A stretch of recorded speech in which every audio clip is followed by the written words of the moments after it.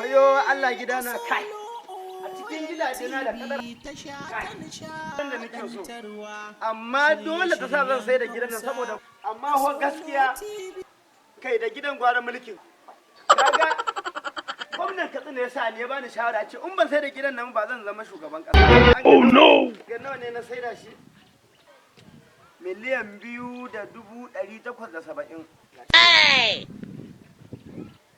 Wayo Allah gidana wayo. Na sai da shi. Alhaji Nura kafinta ne sai shi wallahi hayin kabir. Allah.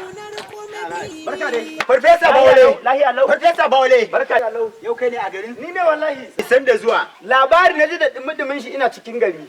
Zaka sai da gidanka. Lallai wata masifafiyar mata na aura. Kamar ya kenan. Yarinyar nan ba ta cin komai sai naman kaza da kwai.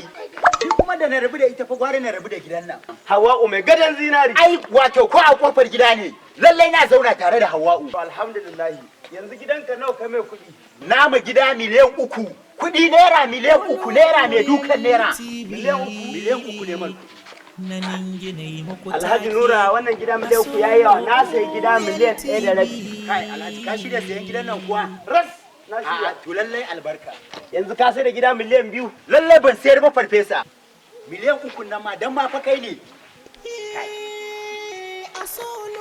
Ka duba ko ina da ko ina gidan nan ko ina bai karkace ba. Yanzu dai nawa ne zaka masa sauki gidan nan? Kai Alhaji saboda kai ne ma fa zan bari miliyan 3. Kare ka rage to na rage ma 100. Miliyan 2 da rabi. Miliyan 2 da rabi. Na sai gida. Na saya. Shirye-shiryen Hausa. Alhamdulillah. Na sai gida miliyan 2 da rabi. Gidan naka alhamdulillah yayi. Na'am. Na saya. Yanzu maganar kuɗi to zaka turo min ne ko dai za ka zo da su ne? Saboda ni fa mai ɗaki na jira na sauri nake yi. Alhaji Nura ka kwantar da hankali ko ka manta ko ni waye a ƙasar Ai ban manta ba na san kai farfesa ba wale lalle baka da wasa. Gidan naka alhamdulillah yayi. Shi ya sanya ma da kai magana na tsaya na saurara. To ka fa ni san ni abin da ya sa ma na sai gidan nan naka.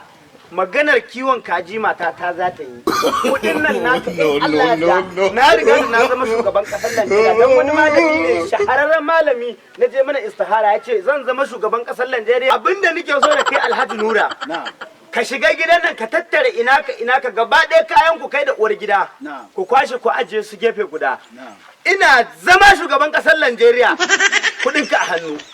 Farfesa Bawale. Eh?